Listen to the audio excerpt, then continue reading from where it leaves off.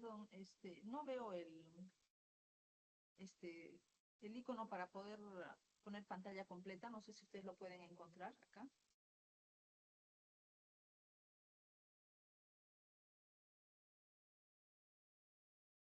Acá está.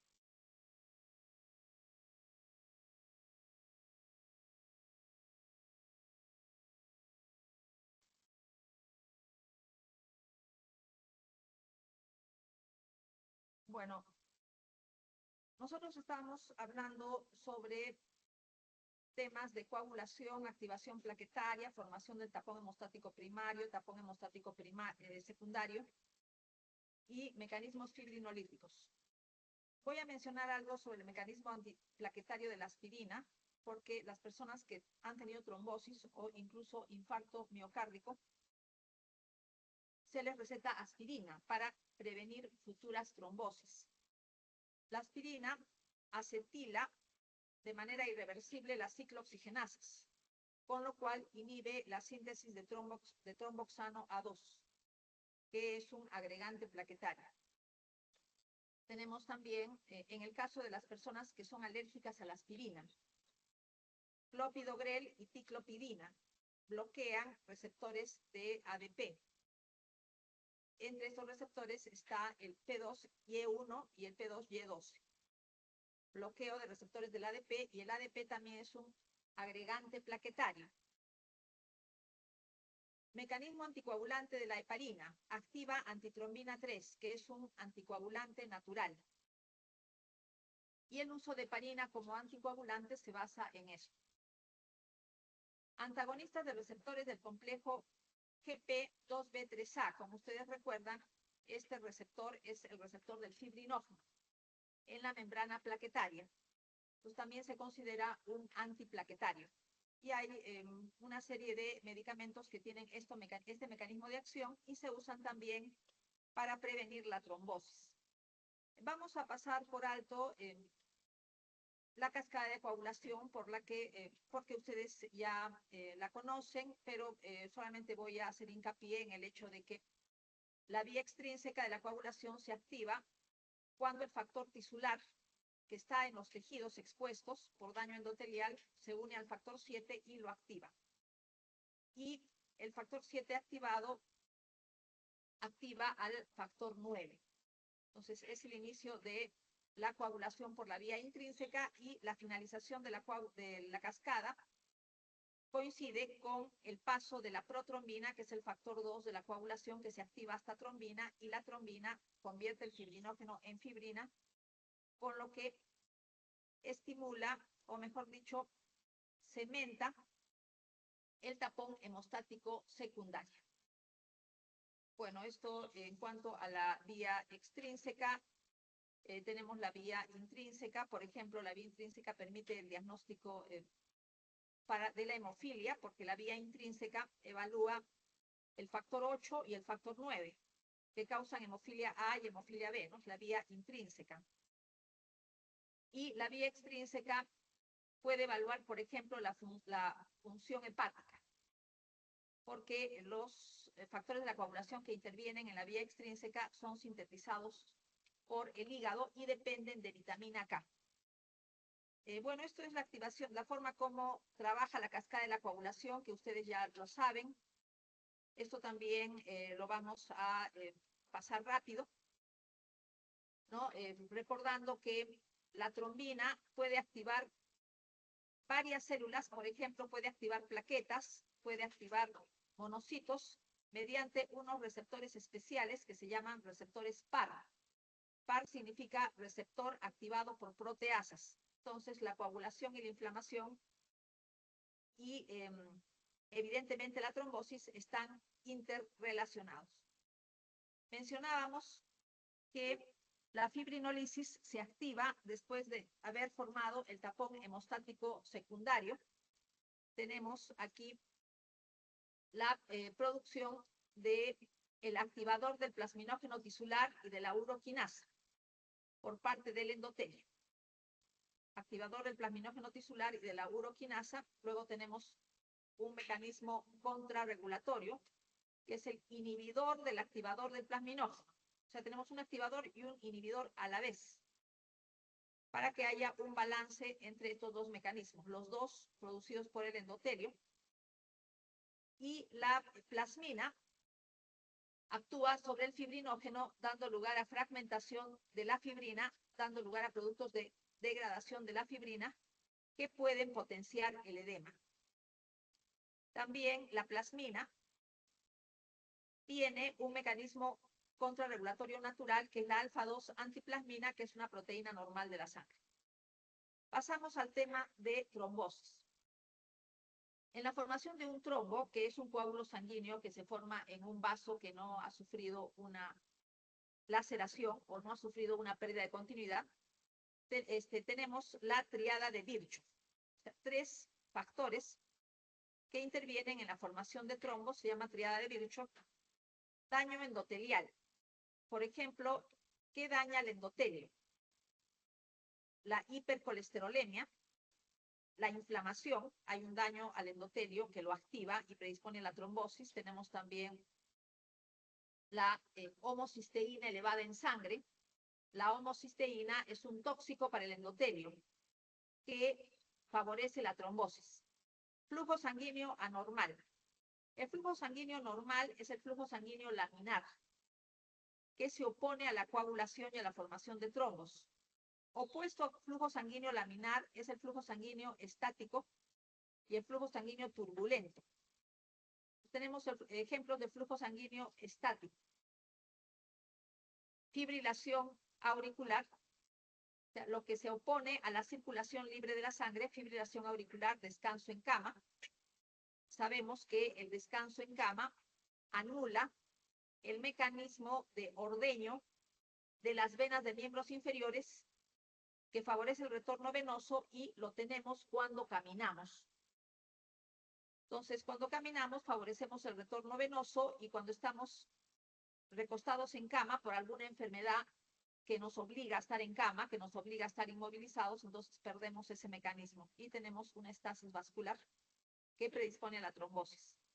Flujo sanguíneo turbulento, cuando hay irregularidades en la circulación de la sangre, por ejemplo, placas ateroscleróticas.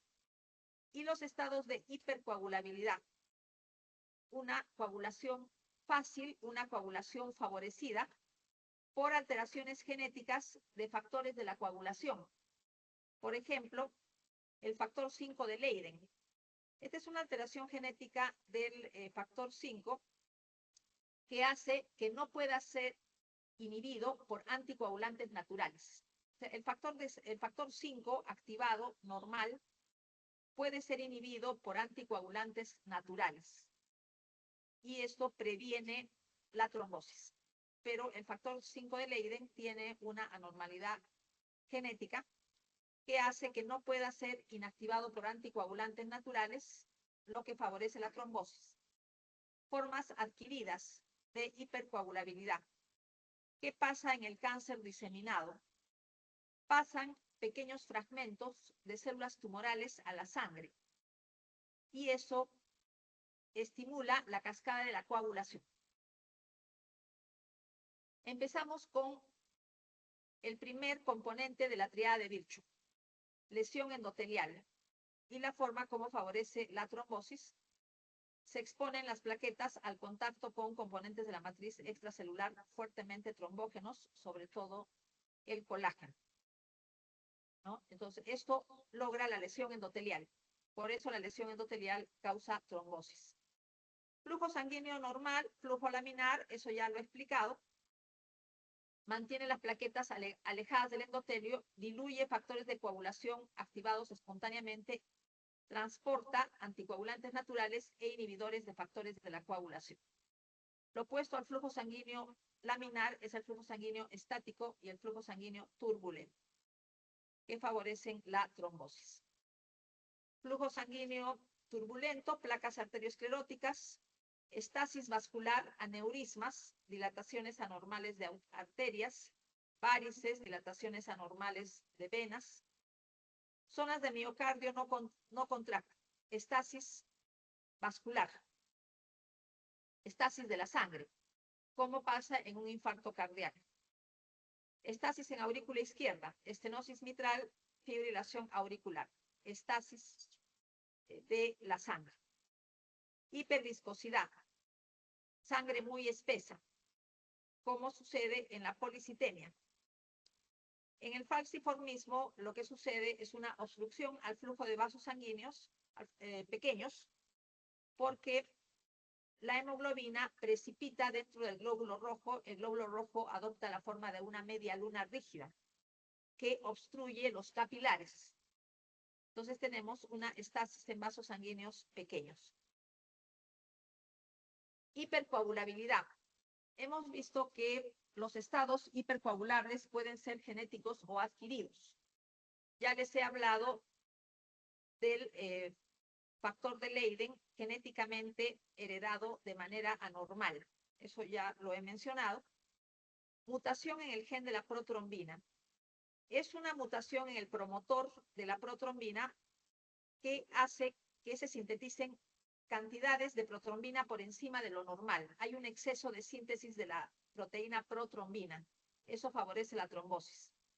Tenemos mutaciones de enzimas que dan lugar a la elevación de la homocisteína. Estas enzimas, NN-metilente-tetrahidrofolato reductasa y la cistationina beta-sintetasa, tenemos acá un esquema que las alteraciones de estas enzimas causan una elevación de la homocisteína que es tóxico para el endotelio y favorece la trombosis. Tenemos la deficiencia de anticoagulantes naturales. Da hipercoagulabilidad, deficiencia de antitrombina 3, deficiencia de proteína C, deficiencia de proteína S. Muy raros defectos en la fibrinólisis también favorecen la trombosis. Hipercoagulabilidad adquirida. Ya hemos hablado del descanso en cama prolongado. Ya hemos hablado que el infarto al miocardio da lugar a zonas de estasis en el ventrículo, lo que favorece la trombosis. Ya hemos hablado de la fibrilación auricular. En cuanto al daño tisular, cuando pasan pequeños fragmentos de tejido a la circulación. Tal es el caso de cirugía, fracturas, quemaduras. Pequeños fragmentos de tejido conjuntivo pueden pasar a la sangre, desencadenando trombosis. En el cáncer, por ejemplo, ¿qué pasa con los adenocarcinomas que fabrican mucina? La mucina del cáncer puede pasar a la sangre. O sea, la mucina producida por los tumores puede pasar a la sangre, desencadenando trombosis.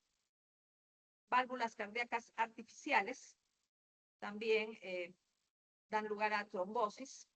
Coagulación intravascular diseminada, tal es el caso del shock séptico, ¿no? Que da lugar a estimulación de la formación de trombos pequeños en la microcirculación. Trombocitopenia inducida por la heparina y síndrome antifosfolípido los vamos a ver ahorita. En el caso de la trombocitopenia inducida por la heparina, se forman anticuerpos contra complejos formados por heparina y factor plaquetario 4 en la superficie de las plaquetas y complejos similares en la membrana endotelial. Entonces tenemos las plaquetas que tienen unos gránulos alfa, que tienen el factor plaquetario 4. ¿Y qué pasa si una persona está recibiendo heparina como prevención de trombosis? La heparina se une al factor plaquetario 4 y estos complejos son inmunogénicos, dando lugar a formación de anticuerpos. Estos anticuerpos, por la porción constante, se unen a receptores de la porción Fc que están en la membrana plaquetaria, produciendo este tipo de interacción, antígeno, anticuerpo, activación de las plaquetas, la producción de trombosis y también la plaqueta recubierta de anticuerpos mediante la porción Fc es reconocida por el vaso para su fagocitosis y eliminación. Entonces, al final vamos a tener trombocitopenia que se previene utilizando heparina fraccionada. La heparina fraccionada significa que solamente se dan moléculas de bajo peso molecular, menor a 7000 Daltons. Entonces, se usa heparina de bajo peso molecular, con lo que se previene la trombocitopenia inducida por la heparina. En el caso del síndrome antifosfolípido, tenemos anticuerpos contra fosfolípidos aniónicos de membranas celulares, por ejemplo, la cardiolipina, y contra la beta-glucoproteína 1, que es una proteína plasmática que se une a fosfolípidos de membrana. Entonces tenemos la formación de anticuerpos contra estos componentes. En el caso del síndrome antifosfolípido, existe predisposición a trombosis. Sin embargo, el tiempo de tromboplastina parcial, que evalúa la vía extrínseca de la coagulación, está prolongado. Nos llama la atención que una prueba que mide la eficiencia de la coagulación esté prolongada en un síndrome que da trombosis. Sin embargo, sucede así. Y se denomina anticoagulante lúpico. Entonces, estos anticuerpos se denominarían anticoagulantes lúpicos. Entonces, repito, síndrome antifosfolípido predispone a trombosis. Tiempo de tromboplastina parcial evalúa la vía intrínseca de la coagulación y la vía extrínseca de la coagulación es evaluada con el tiempo de protrombina. Las pacientes con síndrome antifosfolípido tienen también abortos a repetición e infertilidad porque estos anticuerpos interfieren con el crecimiento y diferenciación del trofoblasto. Tenemos otros estados hipercoagulables. Cardiomiopatía, que es igual que el infarto, producción de estasis de sangre en el corazón, síndrome nefrótico por pérdida de anticoagulantes naturales por la orina, estados de hiperestrogenismo. El caso de embarazo y uso de anticonceptivos orales predispone a trombosis porque aumenta la síntesis hepática de factores de la coagulación. La anemia drepanocítica, que ya le he explicado. El tabaquismo causa daño endotelial, mecanismo de trombosis. El trombo, que es un coágulo que se forma dentro de un vaso que no tiene solución de continuidad, tiene una zona de adherencia al endocardio o al endotelio. En las zonas de flujo sanguíneo rápido, por ejemplo, cámaras cardíacas o aorta, se forman en el trombo unas líneas de sangre que son evidentes. Lo que no pasa en trombos venosos, que pueden tener líneas de sangre, sobre todo cuando se forman en venas grandes, pero no son tan claras como los trombos que se forman en cámaras cardíacas o aorta. Las líneas de sangre significa que hay bandas claras con predominio de fibrina y plaquetas y bandas oscuras con predominio de hematíes en el trombo. O sea, el trombo tiene una especie de líneas que se llaman líneas de sangre. Los trombos pueden ser trombos blancos, formándose en sitios de flujo sanguíneo activo, color grisáceo, tienen mayor cantidad de fibrina y plaquetas. Entonces tienen una tonalidad más clara que el trombo rojo, que tiene mayor cantidad de hematíes y es de un color más oscuro. Los trombos post-mortem no están adheridos a la pared vascular o cámara cardíaca.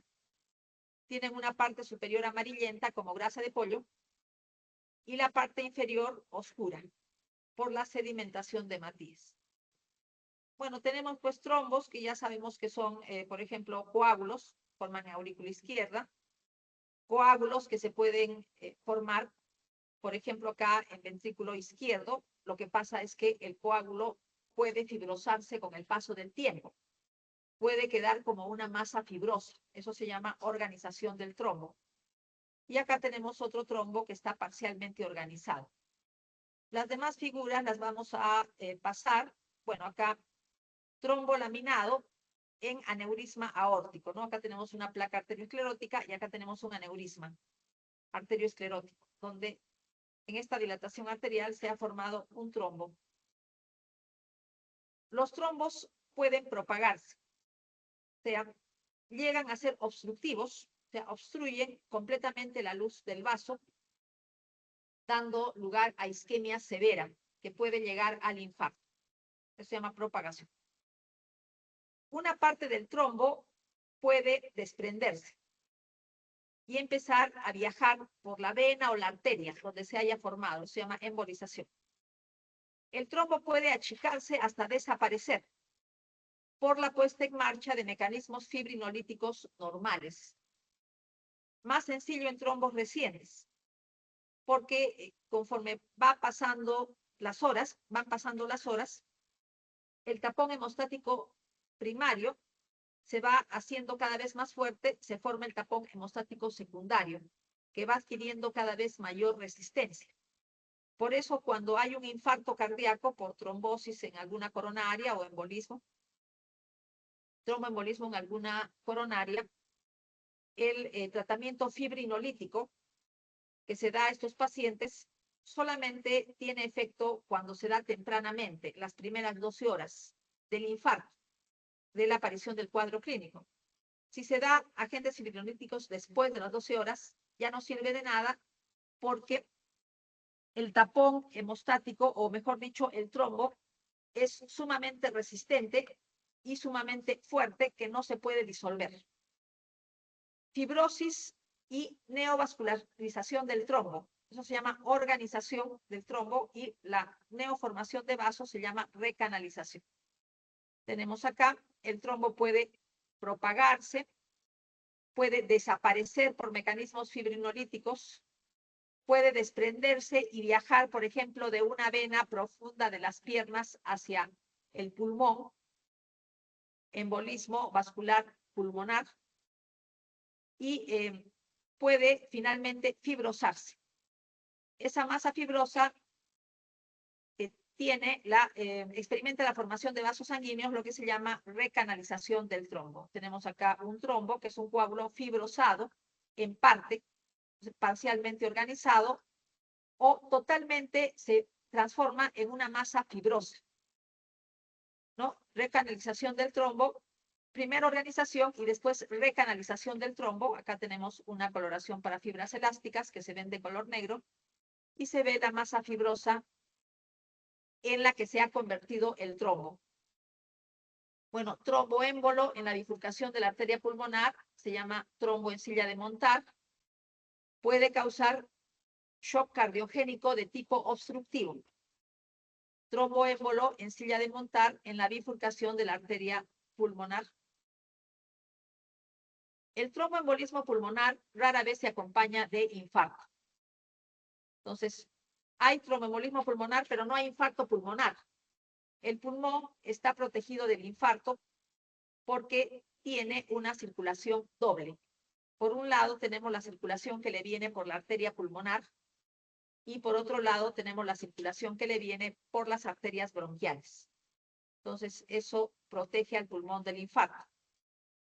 Tenemos el caso del tromboembolismo pulmonar masivo. O sea, muchos trombos pequeños que inundan la circulación arterial pulmonar, que se les ha comparado a una ducha de émbolos. Dan lugar a cor pulmonar agudo, insuficiencia cardíaca aguda del corazón derecho, y es una causa de shock cardiogénico de tipo obstructivo también. Tromboembolismo paradójico.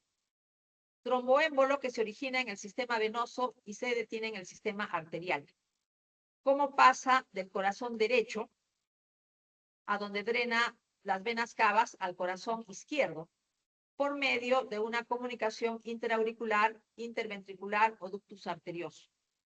Entonces, pasan al corazón izquierdo y se atascan en alguna arteria. Se llama tromboembolismo paradójico.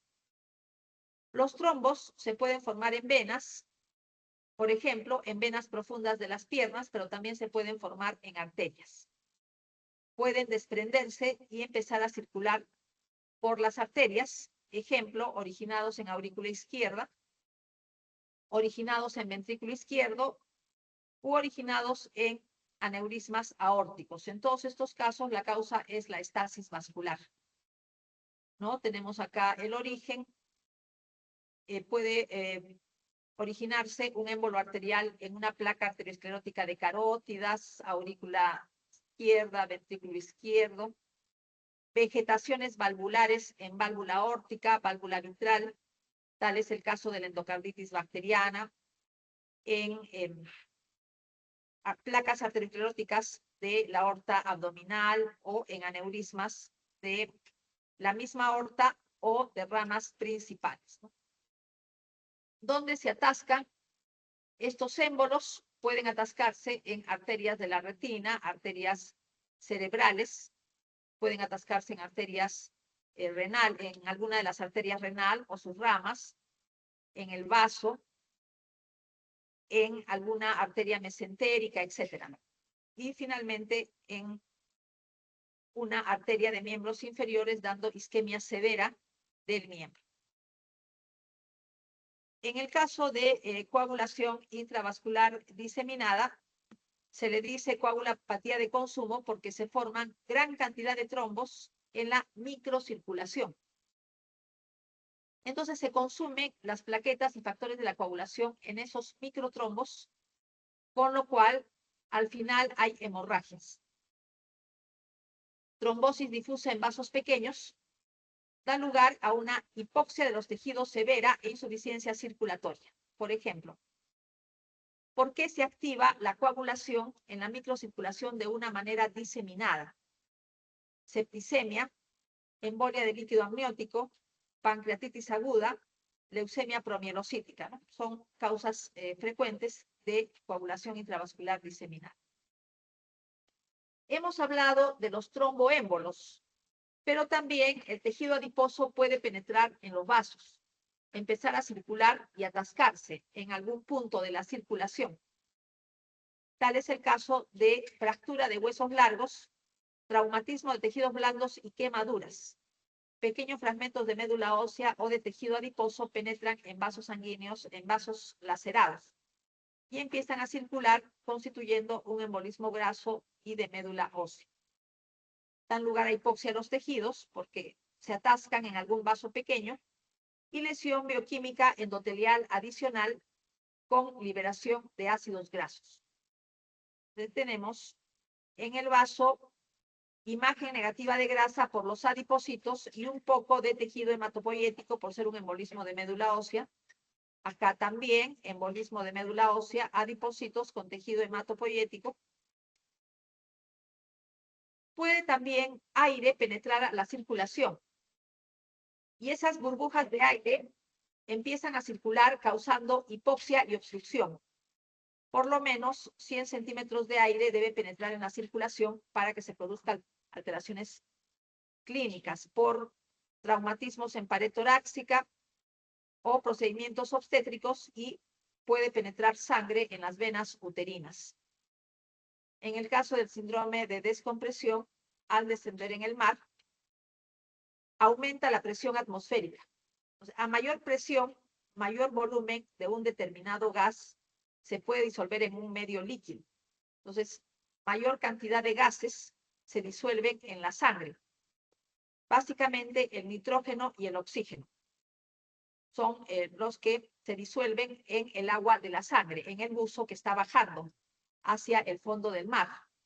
Y cuando sube muy rápido, de estar en el fondo del mar, sube muy rápido hacia la superficie, baja la presión atmosférica y el gas que se disolvió regresa a la fase gaseosa. Se produce un burbujeo.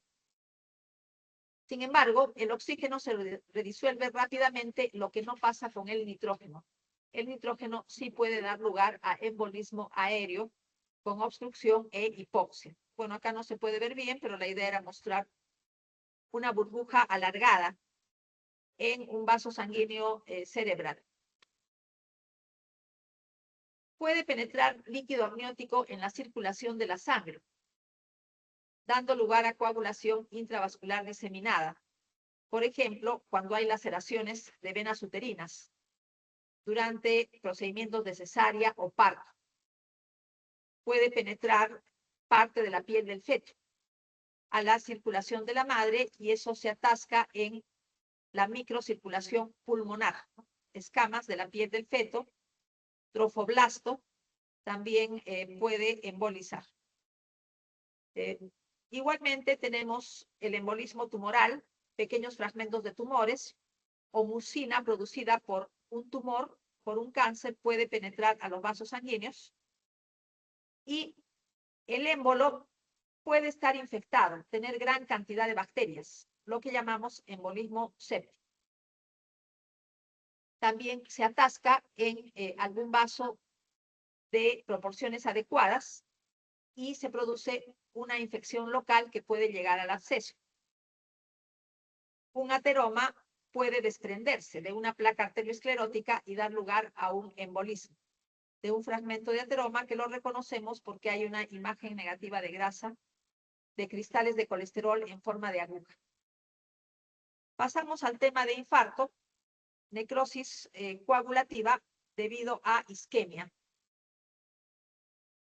Causas de isquemia, trombosis o tromboembolismo arterial que puede acompañarse de una vasoconstricción local, lo que va a empeorar la isquemia.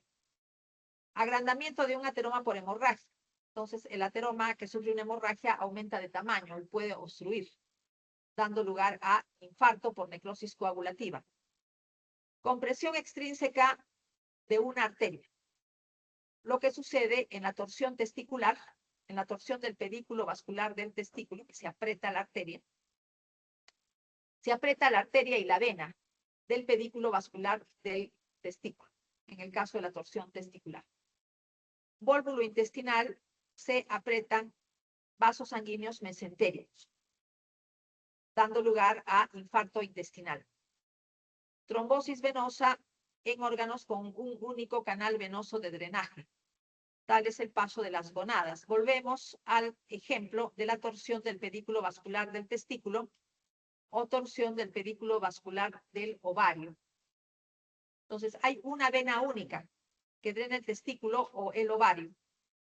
Cuando se tuerce el pedículo vascular, se aprieta la arteria y la vena, pero la vena se obstruye por completo. Tiene paredes delgadas, entonces fácilmente deja de pasar sangre. Y la arteria se aprieta, baja el flujo sanguíneo arterial, pero no en un 100%. O sea, sigue entrando sangre arterial en cantidades bajas, pero no sale nada de sangre, porque la vena está obstruida en un 100%. Y se produce infarto de testículo o de ovario también por ese mecanismo.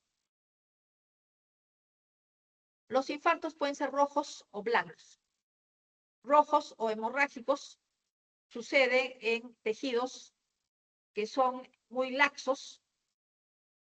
No sucede en tejidos que son muy firmes, como el hígado, por ejemplo, o el riñón, sino en tejidos con una estructura esponjosa, como es el pulmón. Los que tienen circulación doble, como el pulmón tiene una circulación doble, que lo acabamos de ver.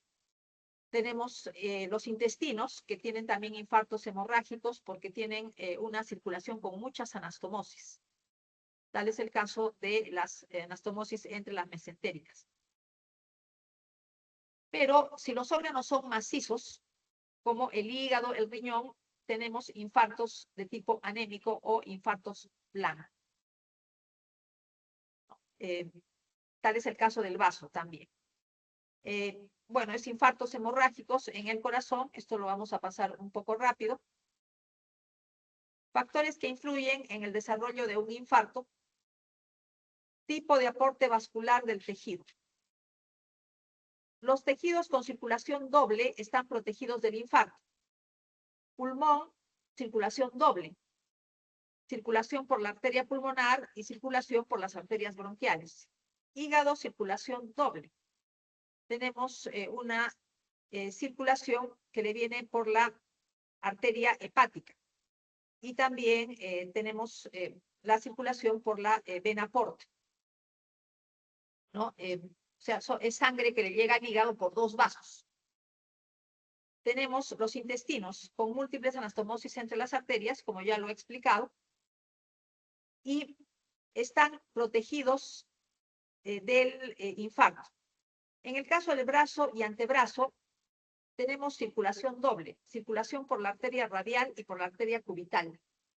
Entonces, una circulación doble que protege del infarto en relación a los que tienen circulación terminal.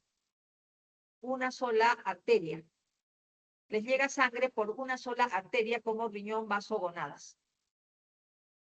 Cuando la oclusión arterial se desarrolla lentamente, hay tiempo para que se desarrollen anastomosis entre las diferentes arterias del tejido y también que se forme circulación, además de la circulación colateral, que se desarrollen nuevos vasos sanguíneos. Puede haber un proceso de angiogénesis que protege al tejido de la hipoxia cuando la oclusión se desarrolla lentamente.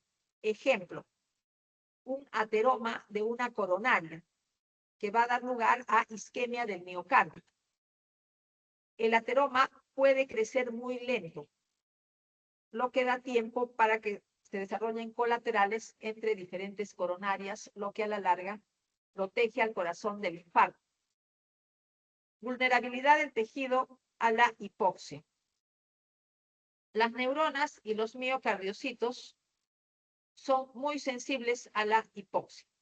Las neuronas solamente aguantan hasta 4 minutos de hipoxia total y se mueren. La célula miocárdica puede aguantar hasta 30 minutos, entre 20 y 30 minutos con hipoxia total y recién se muere. Fibroblastos pueden aguantar horas con hipoxia total porque son muy resistentes. Entonces, es variable la vulnerabilidad de los tejidos y las células a la hipoxia. Contenido de oxígeno de la sangre.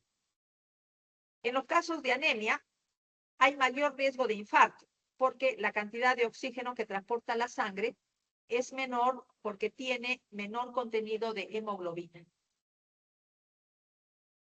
Pasamos al último tema del capítulo de trastornos hemodinámicos, que es el shock. Shock es un trastorno severo del flujo sanguíneo de los diferentes órganos o tejidos. Baja bastante la perfusión, por lo tanto, el aporte de oxígeno. Tenemos hipoxia severa de los tejidos, pero de manera generalizada. El shock es un proceso generalizado. Por debajo de los niveles mínimos de aporte de oxígeno para mantener una funcionalidad normal a pesar de mecanismos compensadores. O sea, los mecanismos compensadores no logran que la perfusión y el aporte de oxígeno vuelva a niveles normales. Un tejido con deficiencia de oxígeno, eso ya lo hemos estudiado. Disminuye la producción de ATP, se activa la vía glicolítica, lo que da lugar a la producción de grandes cantidades de ácido láctico que bajan el pH, generando acidosis metabólica. Y hay lesión celular por hipoxia. Y esa lesión celular puede progresar a la muerte celular, que es progresiva, si no se logra revertir el shock.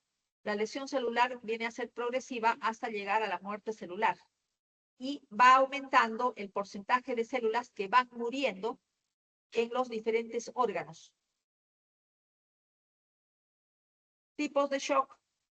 Tenemos shock cardiogénico, disminución de la función de bomba del ventrículo izquierdo básicamente, pero en realidad se utiliza el término shock cardiogénico aplicado a ambos ventrículos. Disminuye la fuerza de contracción ventricular por infarto miocárdico, por cardiomiopatía, por enfermedad valvular cardíaca, ruptura ventricular como complicación de un infarto, cardiopatía congénita, ruptura de músculos papilares por infarto cardíaco también.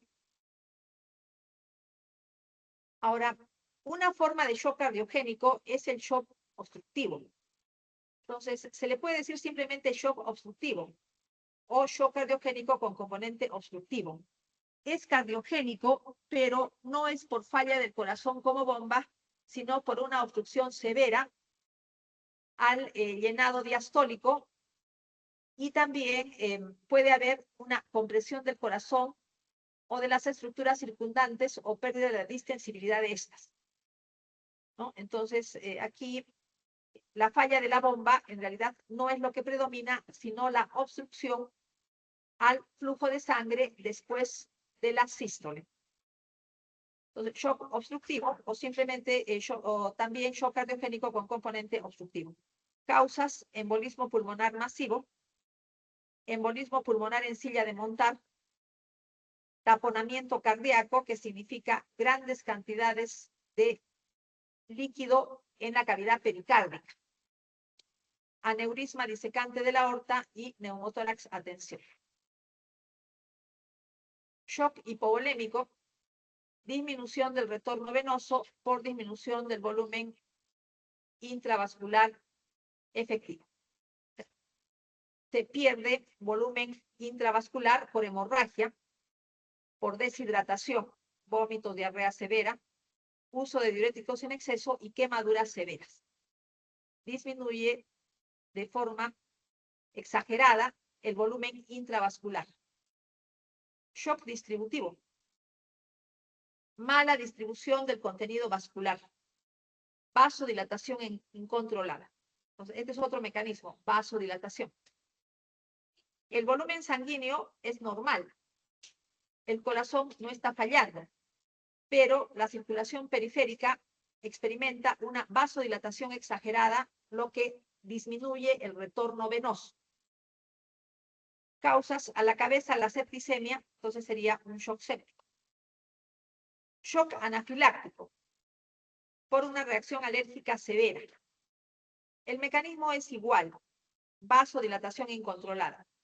Shock neurogénico, por traumatismo de la médula ósea, lo mismo. Pancreatitis aguda, es el caso de complicación de un síndrome de respuesta inflamatoria sistémica. Efecto de superantígenos, tal es el caso del síndrome de shock tóxico, en el cual hay una producción exagerada de citoquinas inflamatorias que causan una vasodilatación incontrolada. En realidad es una patogénesis parecida a la del shock séptico, pero es por superantígenos, ¿no? Se llama síndrome de shock tóxico. Bueno, acá está, en resumen, los tipos de shock. Tenemos shock cardiogénico, hipovolémico y 3 formas de shock distributivo: séptico, anafiláctico y neurogénico. Acá están las causas, que ya las he mencionado.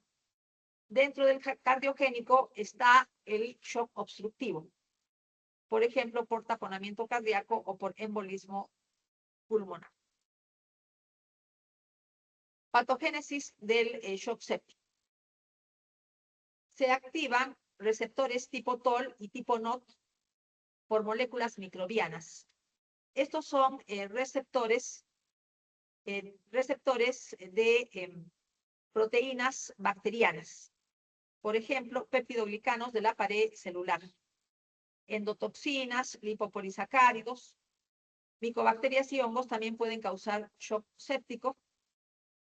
Hay una gran cantidad de mediadores de la inflamación, lo que llamamos tormenta de citoquinas, que causan la mayor parte del cuadro clínico del shock séptico. Un exceso de producción de citoquinas. Tenemos una activación difusa del endotelio con producción de coagulación intravascular diseminada.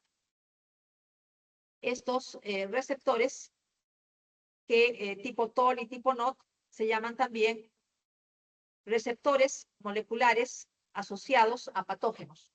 Secretan moléculas propias de agentes infecciosos, ¿no? Es un esquema de un receptor tipo TOL que estimula la producción de gran cantidad de citoquinas, activando factores de transcripción tipo AP1 o factor nuclear KB.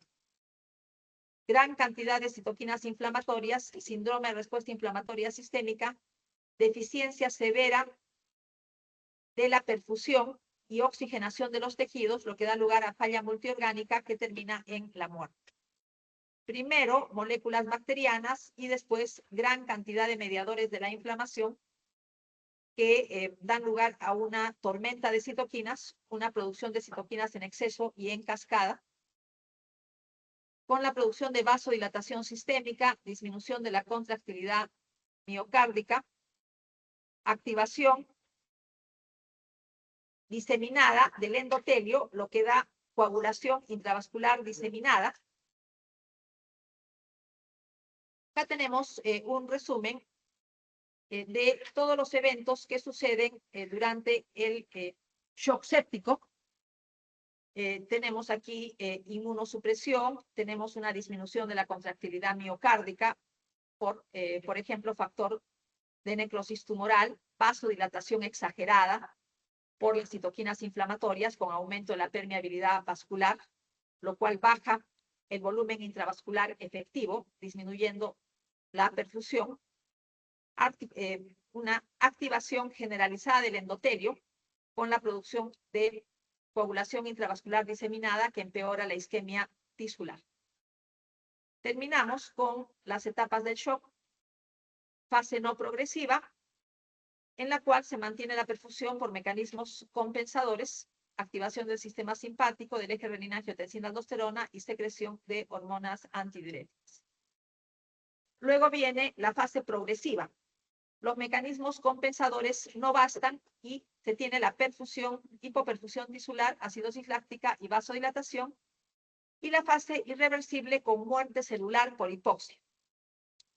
Aquí ya evidentemente tenemos una falla multiorgánica que desencadena en la muerte. Lo que es alteraciones morfológicas en el shock, ya no lo voy a hacer, ya no queda tiempo, son las 7:45. Y con eso terminamos entonces el capítulo de trastornos hemodinámicos. Quiero repetirles lo que ya dije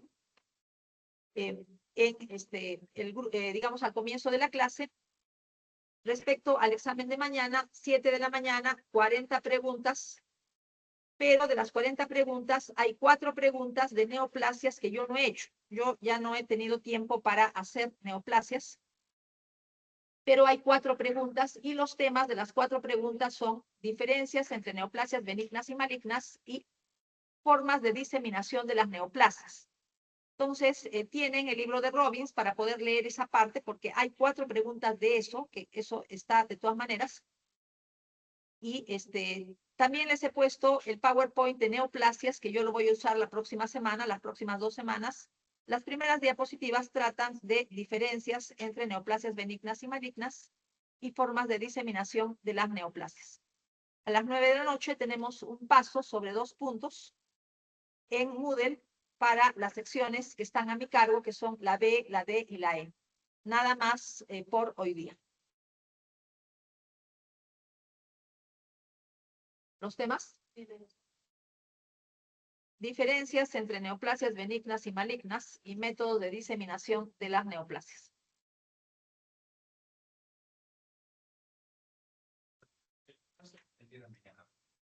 El paso es mañana a las 9 de la noche en Moodle.